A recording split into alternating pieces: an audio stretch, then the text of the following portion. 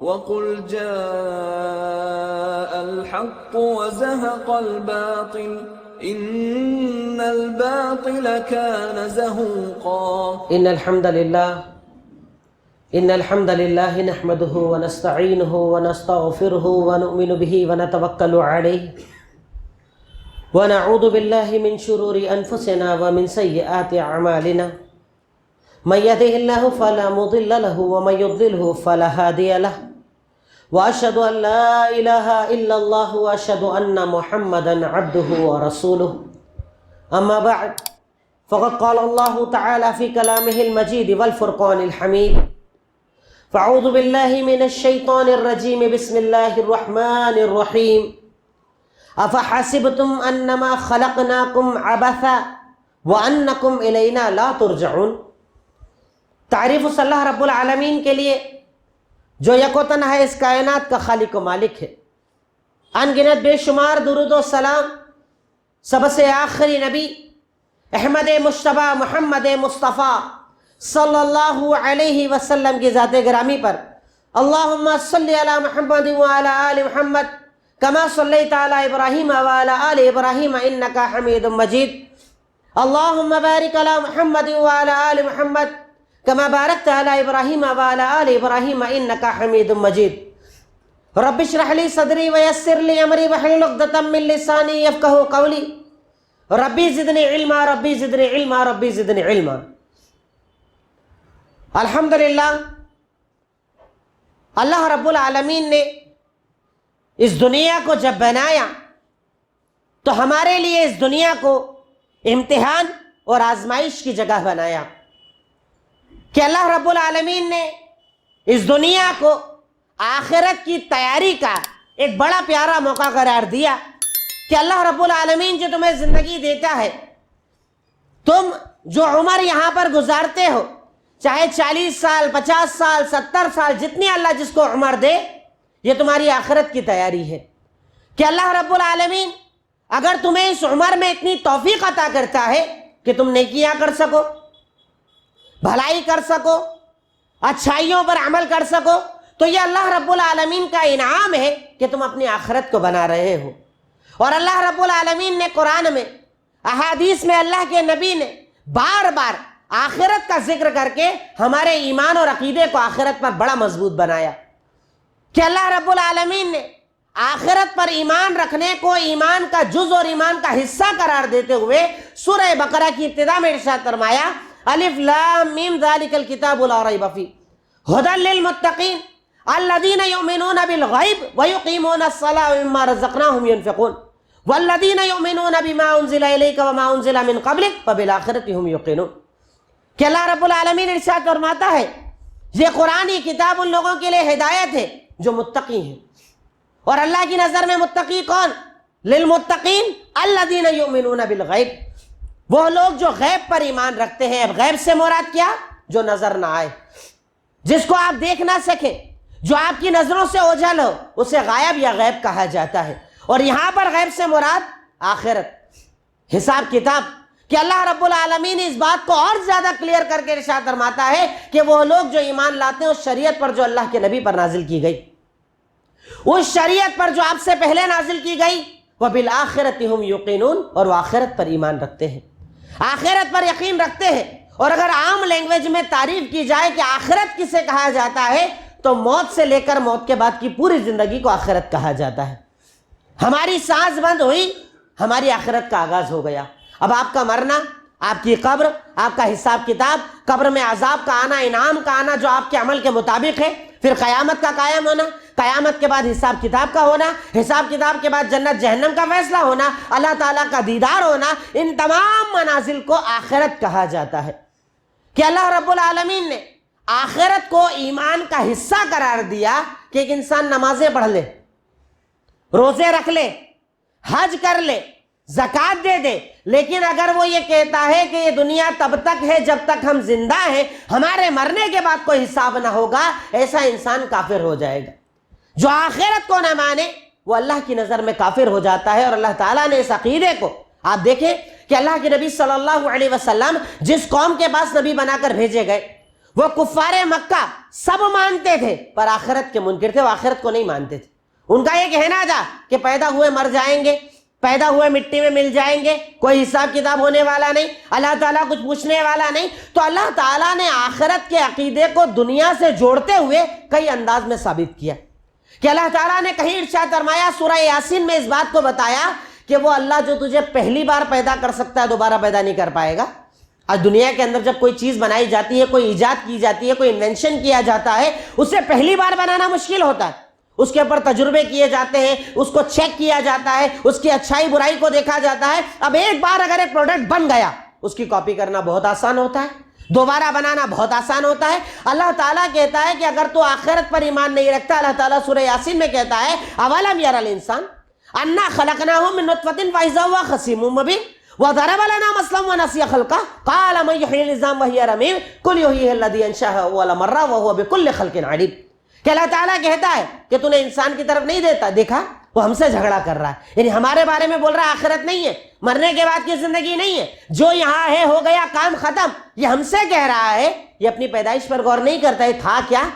ایک نطفے سے ہم نے انسان بنا دیا، منی کا ایک حقیر قطرہ ہم نے اس سے انسان بنا دیا، ہم نے اسے پیدا کیا، ماں کے پیٹ میں رہا، ہڈیاں پہنائی، گوشت پہنایا، روح ڈالی۔ اللہ تعالیٰ کہتا ہے جو پہلی بار بنا سکتا ہے دوبارہ نہیں بنا پائے گا۔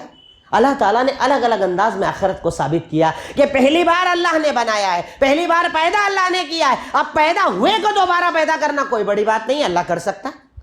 دوسرا انداز اللہ رب العالمین نے بنجر زمین کی مثال دی۔ اللہ تعالیٰ کہتا ہے کہ تو کہہ رہا ہے نا آخرت نہیں ہوگی، تو کہہ رہا ہے نا مرنے کے بعد کی زندگی نہیں ہوگی نا، تو کہہ رہا ہے نا کہ حساب کتاب نہیں ہوگا۔ اللہ تعالیٰ کہتا ہے اگر یقین نہیں آتا تو بنجر زمین کو جا کر دیکھ۔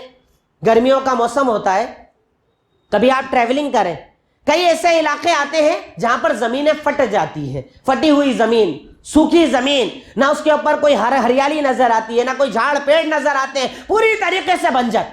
اللہ تعالیٰ کہتا ہے کہ تو یقین نہیں رکھتا ہے نا کہ اللہ تعالیٰ دوبارہ پیدا کرے گا۔ اللہ کہتا ہے بنجر زمین کو جا کر دیکھ کہ وہ بنجر ہے، پر جیسے ہی اللہ تعالیٰ آسمان سے بارش کو نازل کرتا ہے اہتزت و ربت، وہ نمو دینے لگ جاتی ہے، ہریالی آ جاتی ہے، چاروں طرف درخت، پیڑ، فروٹ، سبزیاں سب پیدا ہونے لگ جاتی ہیں۔ اللہ کہتا ہے کہ جو بنجر زمین کو دوبارہ ہرا کر سکتا ہے، کیا وہ تجھے دوبارہ پیدا نہیں کر سکتا؟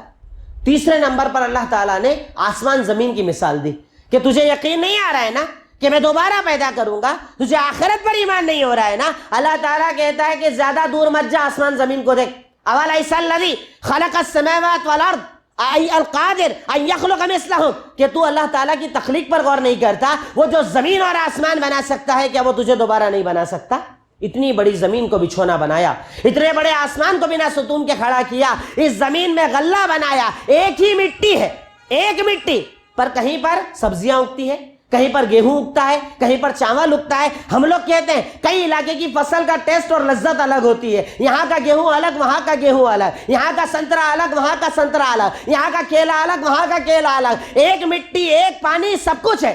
پر وہ اللہ کہتا ہے کہ میری قدرت پر تو غور کر کہ میں مٹی سے چیزوں میں لذت بدل دیتا ہوں۔ وہ اللہ کہتا ہے آخرت پر ایمان نہیں رکھتا، تو آخرت پر یقین نہیں رکھتا کہ وہ اللہ تعالیٰ دوبارہ کیسے پیدا کرے گا۔ وہ جو بنجر زمین کو اللہ تعالیٰ پیدا کر سکتا ہے، دوبارہ طاقت اور قدرت دے سکتا ہے، وہ یقیناً تجھے بھی دوبارہ پیدا کر سکتا ہے۔ اس سے کئی انداز اللہ نے اپنائے کفار مکہ کے سامنے۔ اللہ کے نبی کو بار بار نئی دلیلیں دی کہ آپ جائیے یہ دلیل دیجئے، آپ جائیے یہ دلیل دیجئے، کب تک یہ آپ کا انکار کریں گے؟ اور آخر ایک وقت آیا کہ انہیں ماننا پڑا، اقرار کرنا پڑا، اسلام قبول کرنا پڑا، اسلام کے کلمے کو تسلیم کرنا پڑا۔ کہنے بولنے کا مقصد یہ کہ اللہ رب العالمین نے آخرت پر ایمان کو بہت زیادہ فوکس کے ساتھ ہمیں سکھایا، بار بار ہمیں بتایا، کیونکہ اس سے بہت سارے بینیفٹس اور بہت سارے فائدے ملتے ہیں۔ اگر انسان اپنی آخرت کو سمجھ جائے، جیسے آج ہم دیکھتے ہیں نا ہمارے سماج میں بدعتیں عام ہیں، شرکیات عام ہے، پورا سماج مل کر، ابھی یہ رجب چل رہا ہے، کنڈے منائے جائیں گے، طرح طرح کے تہوار منائے جائیں گے، جشن معراج منائی جائے گی۔ ہمارے یہاں بدعت کو، شرک کو اتنا زیادہ عام کیا گیا، اس کی بنیاد آخرت پر یقین نہیں۔ ہمارے مولوی صاحب کیا کہتے، ہمارے یہاں پر کیا بتایا گیا، ہماری بھیڑ نے ہمیں کیا سکھایا، ہم یہ نہیں دیکھتے کہ اللہ تعالیٰ کیا کہہ رہا ہے، اللہ کے نبی کا فرمان کیا ہے، دین اسلام مجھے کیا بتا رہا ہے۔ بدعت چلے گی، شرکیات چلے گا، حرام چلے گا، پر وہ نہیں چلے گا جو اللہ اور اس کے رسول نے بتایا ہے۔ آخرت پر ایمان اگر ہو تو بندہ سنتوں کی اتباع اور پیروی کرتا ہے. آخرت پر ایمان کے شریعت نے بہت سارے فائدے بتائے، جس میں بنیادی اور سب سے بڑا فائدہ یہ بتایا کہ جو آخرت پر یقین رکھتا ہے وہ دنیا میں اللہ سے ڈرتا ہے.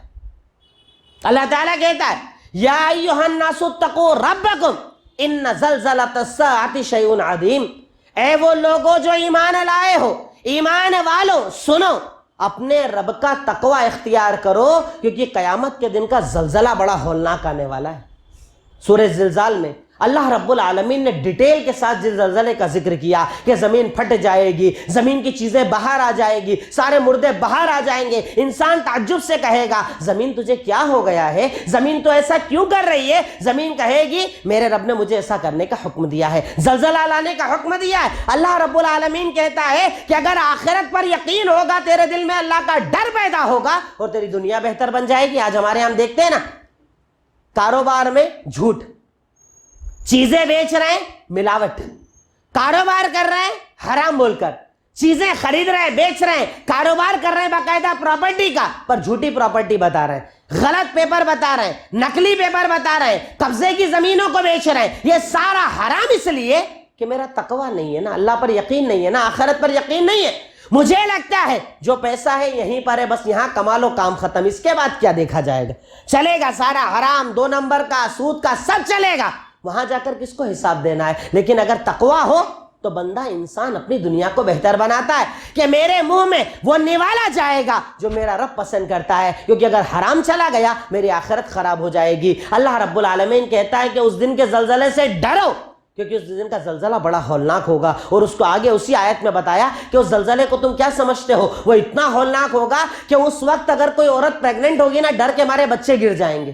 جو دودھ پلا رہی ہوں گی وہ اپنے بچوں کو گود سے پھینک دیں گی. اس دن کا زلزلہ اتنا ہولناک ہوگا، قیامت کا منظر اتنا ہولناک ہوگا کہ ایک دوسرے سے بھاگیں گے، کوئی کسی کو نہ دیکھے گا، کوئی کسی کا سپورٹ نہ کرے گا. اللہ رب العالمین کہتا ہے کہ اگر آخرت پر یقین ہوگا بندہ دنیا میں متقی بننے کی کوشش کرے گا. دیکھیں کوئی بھی کمپلیٹ پورا نہیں ہوتا ہے کہ وہ کہہ دے کہ میں مکمل متقی ہوں، ایسا کوئی نہیں ہوتا. پر اللہ تعالیٰ کہتا ہے جتنی طاقت ہے اتنا تو ڈرو، جتنا کر سکتے ہو اتنا تو کرو، جتنا خود کو بہتر بنا سکتے ہو بناؤ، حرام سے بچاؤ، حلال پر لاؤ، کیونکہ اللہ رب العالمین ایسے بندوں کو پسند فرماتا ہے. دوسرا فائدہ، نیتوں میں خلوص آتا ہے. ہمارے یہاں دکھاوا کامن چیز ہے، مدد کر رہے ہیں تو دکھاوا، خوف پہلی صف میں نمازیں پڑھ رہے ہیں تو دکھاوا، روزے رکھ رہے ہیں تو دکھاوا، غریب کی مدد تو دکھاوا، بیماروں کو شفا یابی کی کوششیں تو دکھاوا، دوائی دلا رہے ہیں تو دکھاوا، جو بھی اچھا کام ساتھ میں دکھاوا. اللہ تعالیٰ قرآن میں کہتا ہے وَمَا أُمِرُوا إِلَّا لِيَعْبُدُوا اللَّهَ مُخْلِصِينَ لَهُ الدِّينَ، کہ انہیں حکم نہیں دیا گیا سوائے اس چیز کے کہ اللہ کی عبادت اسے خالص کر کے کرو، پیورٹی کے ساتھ کرو. اللہ تعالیٰ، اللہ کے نبی صلی اللہ علیہ وسلم کا فرمان حدیث قدسی ہے، اللہ تعالیٰ ارشاد فرماتا ہے کہ انا اغنی الشرکاء یعنی الشرک، میں سارے شریکوں سے بے نیاز ہوں. اگر تم میں سے کوئی انسان نیک عمل کرتا ہے اور کرنے کے بعد میرے ساتھ کسی کو شریک کرتا ہے، میں اسے بھی چھوڑ دیتا ہوں، اس کے عمل کو بھی چھوڑ دیتا ہوں. جیسے اللہ کے نبی صلی اللہ علیہ وسلم نے ارشاد فرمایا کہ ایک انسان نماز پڑھ رہا ہے، مقصد اللہ ہے، نماز میں نیت اچھی باندھی ہے، پر اچانک اسے لگا کہ فلاں حاجی صاحب میری طرف دیکھ رہے ہیں، تو ذرا قیام لمبا ہو گیا، ذرا رکوع میں کمر سیدھی ہو گئی، ذرا سجدے میں ہاتھ باہر آ گئے. نماز جو نارملی 5 منٹ میں ختم ہوتی ہے وہ 10 منٹ میں ختم ہو گئی. اللہ کے نبی نے ارشاد فرمایا من صلی یرائی فقد اشرک، اگر کسی کو دکھانے کے لیے نماز پڑھی بندے نے شرک کر لیا، اگر کسی کو دکھانے کے لیے روزہ رکھا بندے نے شرک کر لیا. اللہ تعالیٰ کہتا ہے کہ اگر تیرا آخرت پر یقین ہے تو پہلے اپنے اندر خلوص تو لے کر آ، اپنے اندر پیورٹی تو لے کر آ کہ اللہ میرا مقصد صرف تو ہے، میری عبادت کا مقصد تو، میری مدد کا مقصد تو، میرے صدقے کا مقصد تو، میری خیرات کا مقصد تو، میرے اچھے کا مقصد تو، میری بھلائی کا مقصد تو. اللہ تیرے علاوہ میرے دل میں کوئی مقصد نہیں. اور ایک بات یاد رکھیں کہ اگر آپ اللہ کو مقصد بنا کر عمل کرتے ہیں تو اللہ تعالیٰ آپ کی نیکیاں دنیا کو دکھا دیتا ہے، وہ اللہ کا وعدہ ہے. آپ اگر لوگوں کو دکھانے جائیں گے دنیا بھی کہے گی دوغلا ہے، اللہ کے یہاں پر ناراضگی ملے گی. اور اگر اللہ کو دکھانے کے لیے کرو گے اللہ تو راضی ہوگا، ساتھ میں بندوں کے دل میں بات ڈال دے گا کہ یہ بڑا اللہ والا ہے، بڑی خدمتیں کرتا ہے، بڑی محنت کرتا ہے. ورنہ آج دیکھیے نا عثمان غنی نے اس دور کے اندر کیا کیا صدقہ خیرات کیا، اگر خلوص نہ ہوتا تو ہمیں پتہ چلتا. علی ابن ابی طالب نے کیا محنتیں کی پتہ چلتا، انصاری صحابہ کرام نے اپنا مال کیسے دیا پتہ چلتا. یہ پتہ اس لیے چلا کیونکہ ان کے عمل میں خلوص، ان کا آخرت پر یقین تھا. انہیں پتا تھا کہ بدلہ تو اللہ کے یہاں ملنے والا ہے نا. چلیے میں نے 1 لاکھ روپے صدقہ کیا، 10 لوگوں کو بتا دیا، کتنے دن میرے بارے میں بات کریں گے؟ جب تک زندہ ہوں تب تک.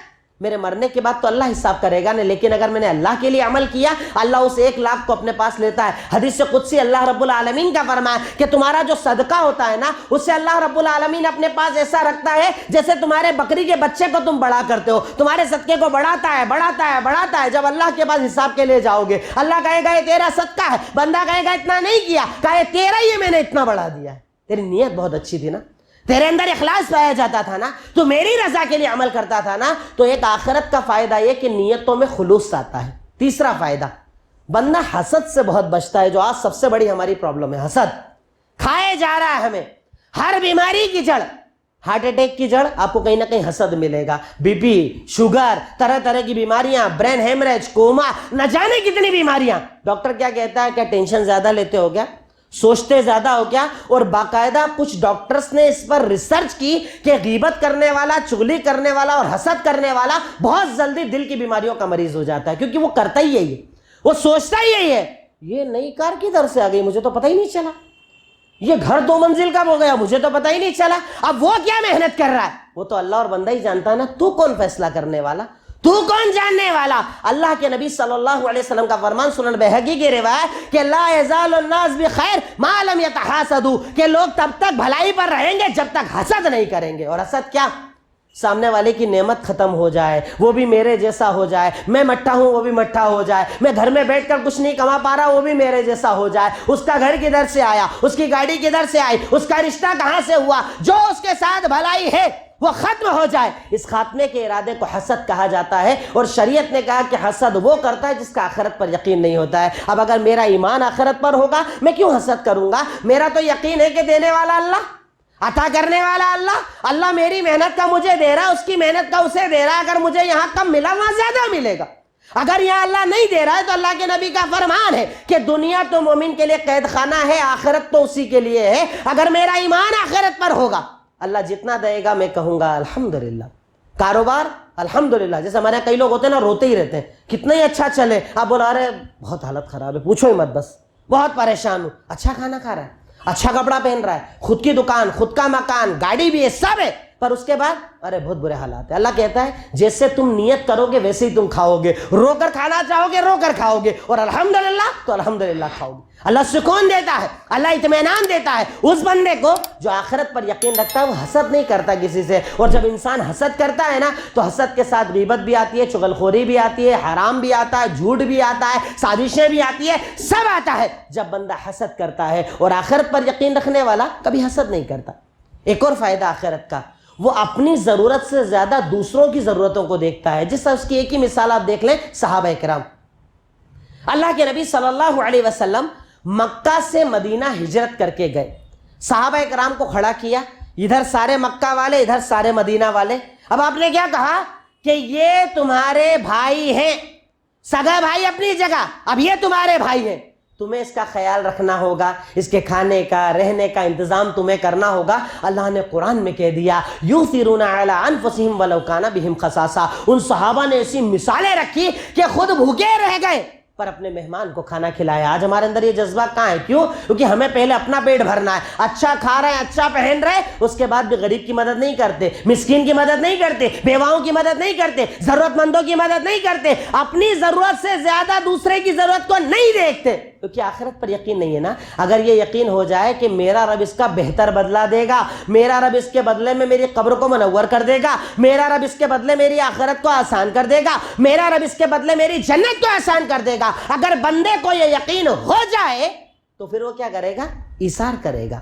اپنی ضرورت سے زیادہ دوسرے کی ضرورتوں کو دیکھے گا. اس کا کام ہو جائے بس الحمدللہ، اس کی پریشانی دور ہو جائے بس الحمدللہ. ایثار کا جذبہ آتا ہے کب؟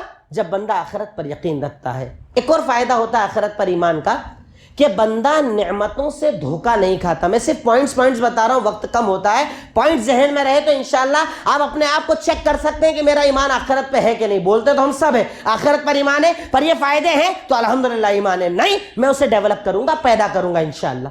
نعمتوں سے بندہ دھوکہ نہیں کھاتا. ہم میں سے بہت سارے ہیں جنہیں نعمتیں ہضم ہی نہیں ہوتی. کل تک غریب تھے, فقیر تھے, محتاج تھے, کچھ نہیں تھا, ٹھیک چل رہا تھا معاملہ, اب اچانک اللہ تعالیٰ نے کاروبار چلانا شروع کیا.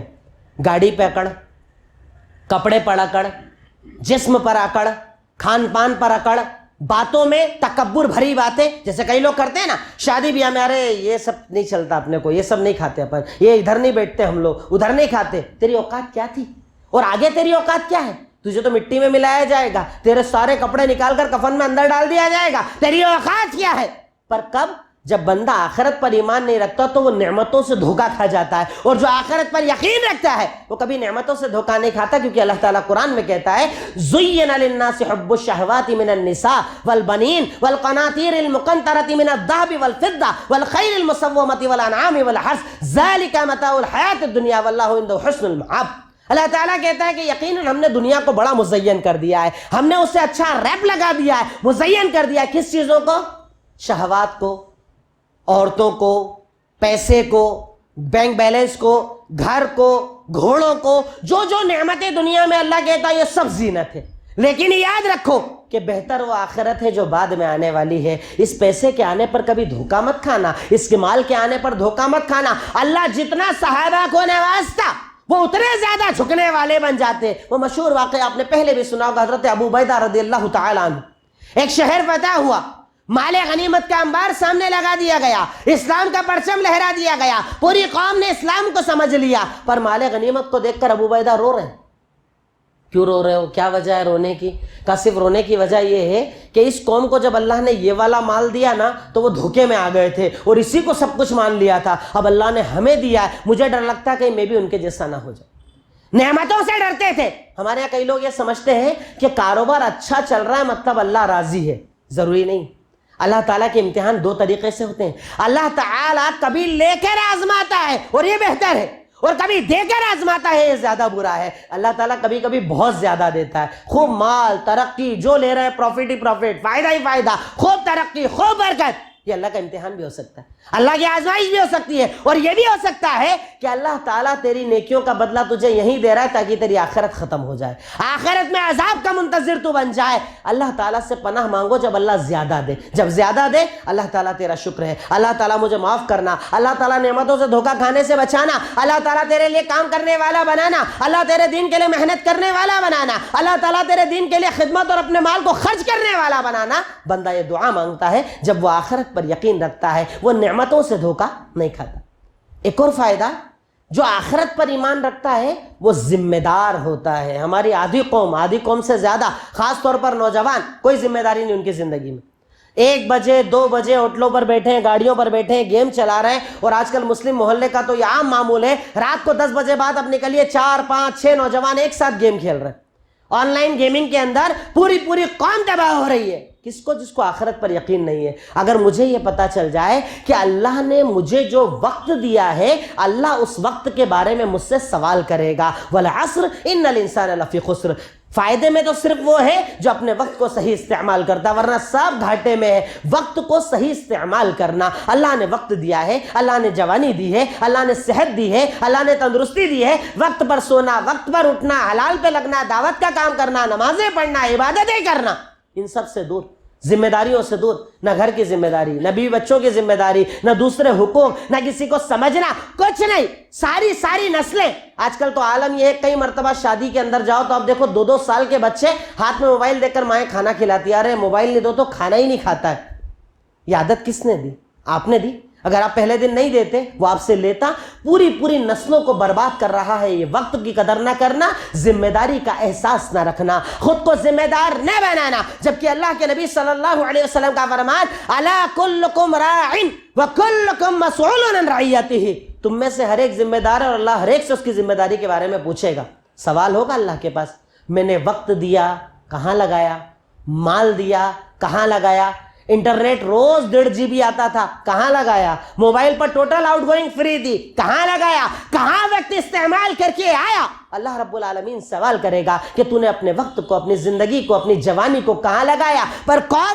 جس کو آخرت پر یقین ہو, جس کو اللہ کے پاس جانے کا یقین ہو، جس کو فیصلے کا یقین ہو، وہ موبائل میں نہیں اپنے کاموں میں اپنی زندگی کو لگائے گا، اپنے وقت کو تقسیم کرے گا، اپنے صبح سے رات کے وقت کو ڈسٹریبیوٹ کرے گا، کس وقت کیا کام کرنا ہے۔ ارے اللہ نے مسلمان کو جو نظام دیا، ایسا نظام کس کو دیا؟ فجر میں اٹھنا ہے، ظہر میں کھانا کھانا ہے، عصر میں لیٹنا ہے، اس کے پہلے لیٹ کر عصر بعد کام کرنا ہے، مغرب تک سمیٹنا شروع کرنا ہے، عشاء تک فارغ ہو کر سو جانا ہے۔ اللہ تعالیٰ نے پورا شیڈول دیا۔ پر عجیب ہے یہ قوم کہ کسی بھی نئے شہر میں جائیں، کھانا اگر رات کو کھانا، مسلم محلے میں چلے جائیے، پورا محلہ جاگ رہا ہے۔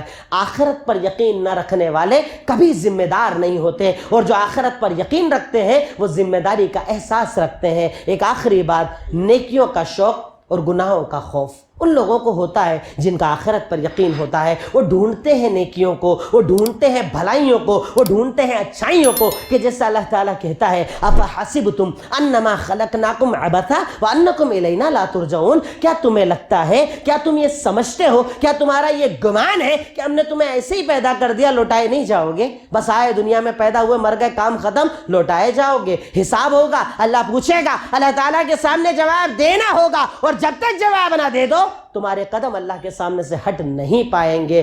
آخرت کا عنوان ایک ایسا عنوان ہے کہ اگر انسان اسے بار بار ریوائز کرے، مہینے دو مہینے میں بار بار سنے سنائے، بار بار یاد کرے، تو دنیا بہتر بنتی ہے، جینا آسان ہوتا ہے، کاروبار اچھا لگتا ہے، جلدی سونے میں مزہ آتا ہے، صبح اٹھنے جلدی میں مزہ آتا ہے، عبادت، نماز، روزہ، زکوٰۃ، حج، سچائی، امانت داری، وفاداری، وعدہ پورے کرنا، یہ ساری چیزیں آسان ہوتی ہے جب بندہ آخرت کا تصور اپنے دل میں پیدا کرتا ہے۔ انہی مختصر سی باتوں پر میں اپنی بات کو مکمل کرتا ہوں، اور اللہ رب العالمین سے دعا کرتا ہوں، اے الہی، اے مولا، اے رب العالمین، اے خالق، اے مالک، اے رحمان، اے رحیم، یقیناً تو غفور ہے، تو غفار، تو رحمان ہے، تو رحیم، تو اول ہے، تو آخر ہے، تو ظاہر ہے، تو باطن ہے، تو سمیع، تو بصیر، تو علیم، تو خبیر۔ اے رب العالمین، اے ذوالجلال والاکرام، اے ارحم الراحمین، اے اللہ، ہم تیرے آگے محتاج، تیرے آگے فقیر۔ الہی تو ہمارے گناہوں کو معاف فرما دے، اے اللہ ہماری خطاؤں کو معاف فرما دے، اے اللہ ہماری لغزشوں کو معاف فرما دے، اے اللہ جانے انجانے میں ہونے والے گناہوں کو معاف فرما دے، اے اللہ